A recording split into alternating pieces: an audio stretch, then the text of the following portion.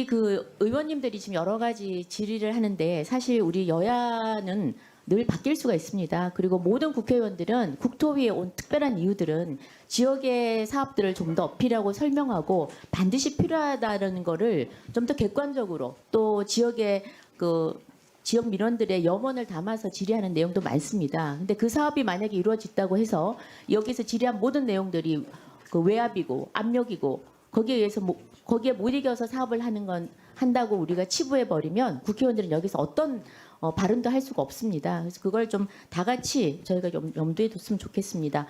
지금 사실 우리 국토위는 민생이나 국민에게 도움이 되는 공익을 위해서 질의할 시간입니다만 워낙 가짜 뉴스가 우리 상임위에서 판치다 보니까 할 수 없이 제가 오늘 좀 전에 남양주 휴게소에 대해서 조금 알아봤습니다. 자, 먼저 쟁점에 대해서 지금 여러 가지 가짜 뉴스를 지금 마구 유포하고 있는데요. 몇 가지를 가짜 뉴스에 대해서 하나하나 짚어 나가겠습니다. 첫 번째, 이렇게 주장합니다. 남양주 휴게소 운영권은 윤석열 대통령의 남한강 휴게소는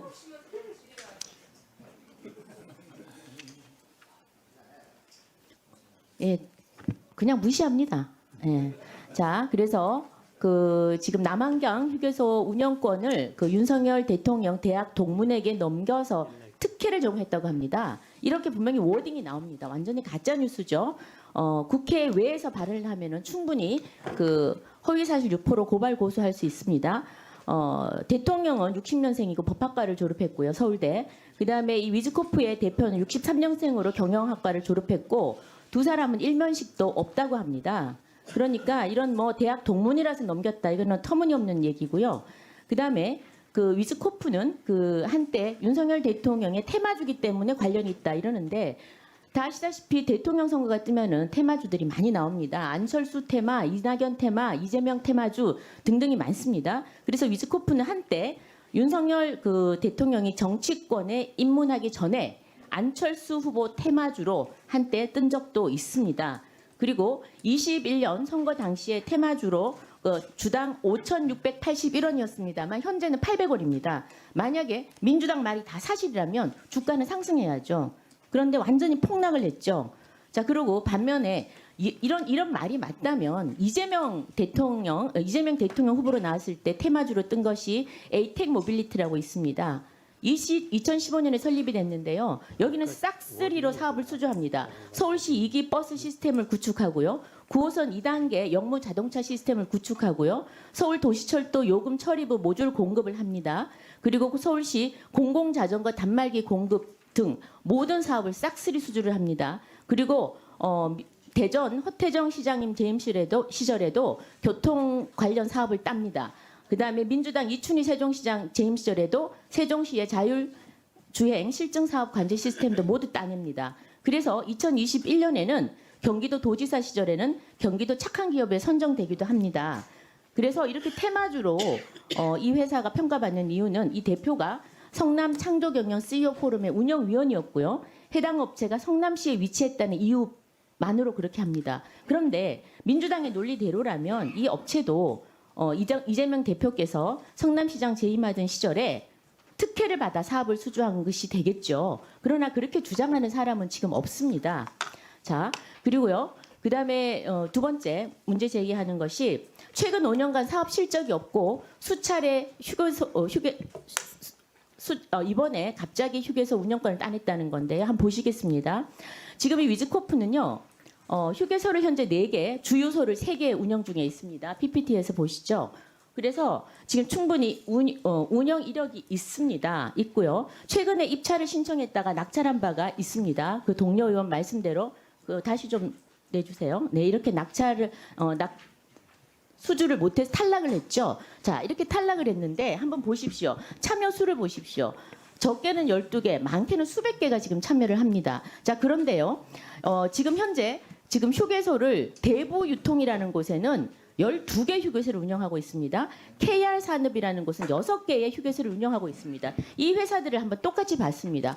이 회사들도 최근 5년간 다 응찰을 했지만 거의 낙찰을 받지 못했습니다. 받지 못했거나 1개 정도입니다. 이렇게 수백 개씩 이렇게 응찰을 하는 이유는요. 나중에 좀 밝혀지겠지만 이게 운찰제라고 그래서요. 이게 시스템에 문제가 많더라고요. 그래서 이번에 아마 많이 좀 수정을 하려고 그러는 것 같은데 이걸 비추어 봤을 때는 최근 뭐 5년간에 전혀 안 됐던 데가 갑자기 됐다. 이거는 완전히 가짜 뉴스고 거짓말이죠. 팩트 관계를 완전히 무시한 겁니다. 이미 휴게소를 운영을 하고 있고요. 최근에 이렇게 투차를 했으나 선정이 되지 않은 회사들은 많습니다.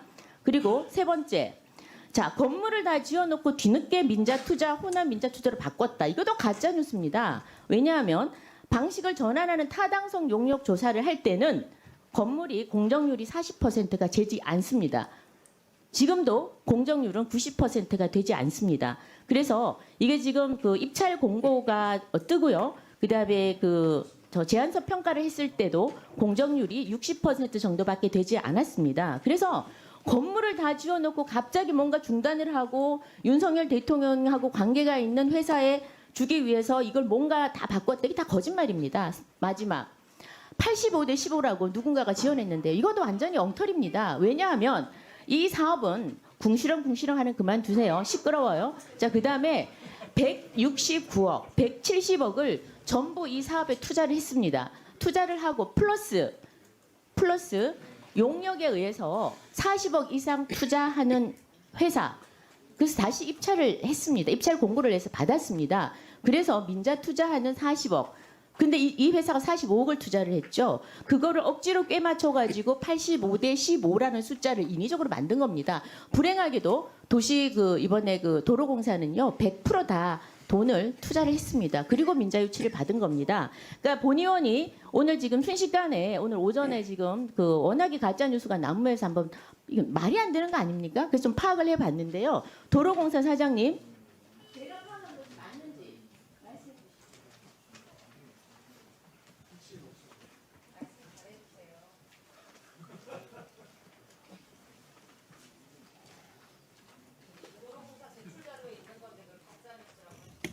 예, 함진규입니다. 제가 말씀드린 게 틀린 게 있나요? 거의 다 맞는 것 같습니다. 예? 예. 네. 답변 안 해도 되나요? 김정재 위원님 수고.